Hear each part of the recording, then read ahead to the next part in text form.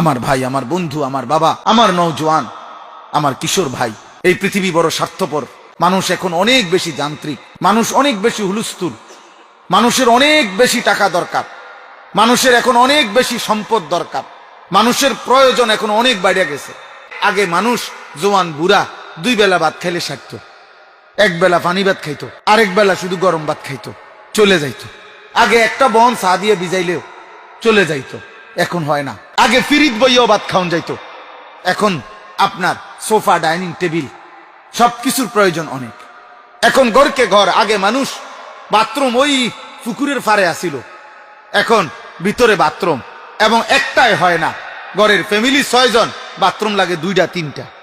মানে সবকিছুর প্রয়োজন মানুষের কি বেড়ে গেছে, বেড়ে গেছে।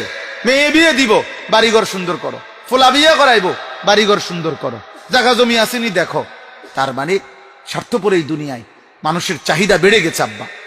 এই স্বার্থপরতার কারণে, চাহিদা বেড়ে যাওয়ার কারণে আজকে অভিভাবকদের হাতে সময় নাই, বাবা বাবার পথে, মা মার পথে।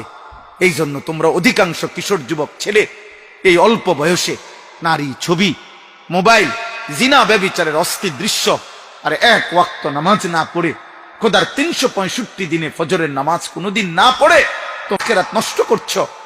এর একটা বড় কারণ এটা। আমার আজীবন আমি দেখছি, আমার পুরাটা জীবনে আমি আমার আম্মাকে দেখছি।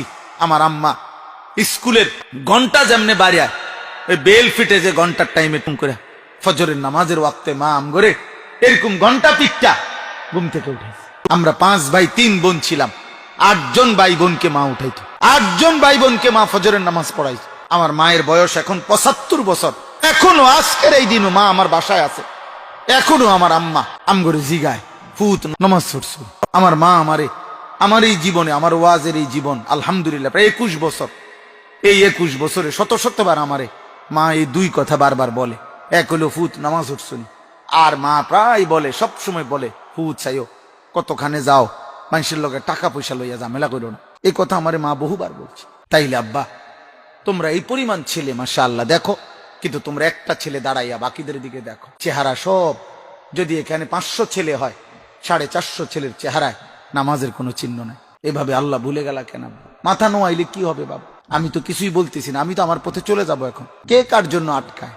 আমার জন্য আপনারা আটকাইবেন না, আপনাদের জন্য আমরা আটকাবো না। সবাই সবার মতোই দুনিয়া। হাসলেও রাত ভোর হয়, কাঁদলেও রাত ভোর হয়, বাসর রাতও ভোর হয়, ফাঁসির রাতও ভোর হয়, তাহাজ্জুদের যে সেজদা করে তার জন্য ভোর হয়, মদের আড্ডা, জুয়ার আড্ডা, নারীর আড্ডায় যে পড়ে থাকে সারা রাত, তার রাতও ভোর হয়। দুনিয়া তো থেমে যাবে না, সূর্য উঠবে, চাঁদ উঠবে, রাত আসবে, দিন আসবে, আলো আসবে, অন্ধকার আসবে। 25 সাল 26 সাল হয়েছে, 26 আবার 27 হবে, জানুয়ারি ফেব্রুয়ারি হবে, শনিবার রবিবার হবে, সকাল দুপুর হবে।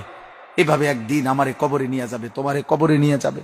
স্বার্থপর এই দুনিয়া না তোমার দাদারে থাকতে দিছে, না বাবারে, না তোমারে দিবে। ফেরাউন রে দেয় নাই, নমরুদ রে থাকতে দেয় না, আবার ইমানদারকেও তো থাকতে দেয় না।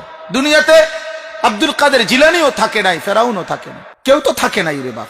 এত সহজে আল্লাহ তাআলা আমাদেরকে ইসলামের পরিচয় দেওয়ার পরও আমরা যদি ভুলে যাই, এর চাইতে বড় দুঃখ, খোদার কসম, কিয়ামতের দিন এর চাইতে বড় আফসোস আর থাকবে না।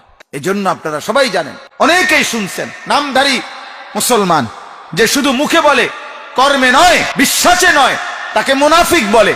আর মুনাফিক এত নিকৃষ্ট, এই নামধারী মুখোশধারী মুসলমান এত নিকৃষ্ট যে কাফের যারা, কাট্টা বেঈমান কাফের, ওরা পর্যন্ত জাহান্নামে মুনাফিকের সাথে থাকবে না। মুনাফিককে এই জন্য সকলের নিচে জাহান্নামে ফেলে দেওয়া। আবু জাহেল বলবে, আল্লাহ আমি মুনাফিকের লগে আমারে যেন আযাব না দেয়, ওরা আরো নামা, ওরে দেখলে আমার ঘৃণা হয়, কারণ আমি তো প্রকাশ্যেই বলছি আমি মুহাম্মদকে মানি না। কথা বলেন না? সে তো মৃত্যু পর্যন্ত বলছে আমি মানি না, কিন্তু আমি তো বলছি আমি মানি। আমি বলতেছি আমি মুসলমান, অথচ আমি সেজদা দিচ্ছি না। আমি তাহলে আপনি বলেন কেন? তোমরা যুবক যদি সারা বছর তোমাদের যদি বেঈমানের চুলটাই পছন্দ হয়, তো পুরা বেঈমানের আদর্শ, পুরা বেঈমানের ধর্ম গ্রহণ করতে অসুবিধা তোর কি বেটা?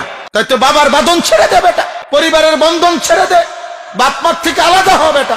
কোন ফুটবল খেলোয়াড় অথবা কোন ক্রিকেট খেলোয়াড় অথবা ইউরোপের কোন কাফের বেঈমান যাদের মতো চুল রাখছো, যাদের চলাফেরা পছন্দ করছো, তারে বাপ হিসাবে ঘোষণা দাও, তার কাছে SMS করো, তারে বলো আপনি আমার আব্বা।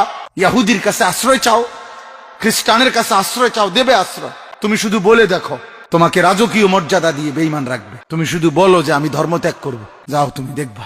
বলো তোমাদের চেহারা তোমরা এমন কালো বানায় ফেলছো কেন? তোমাদের চেহারার মধ্যে দয়া মায়া নাই কেন আব্বা? তোমরা এমন মালিক ভুলে গেলা কেন? এমন রব ভুলে গেলা কেন? দুনিয়া নিয়ে খুশি হয়ে গেলেন? বাবারা আপনারাও, ছেলেরা তোমরাও, মারা আপনারাও, সবাই মিলে দুনিয়া নিয়ে খুশি হয়ে গেলেন। আখেরাত লাগবে না তো? আখেরাত যদি লাগে তো এমনি এমনি আখেরাত। 365 দিনে এক বছরে কোনো দিন ফজরের নামাজ পড়লেন না, আখেরাত মিলে যাবে, জান্নাত মিলে যাবে এমনি। আস্তাগফিরুল্লাহ, দেখেন এবার আয়াতের তর্জমা শুনেন। আল্লাহ তাআলা বলেন, এই আমার তর্জমা বললেই কথা শেষ।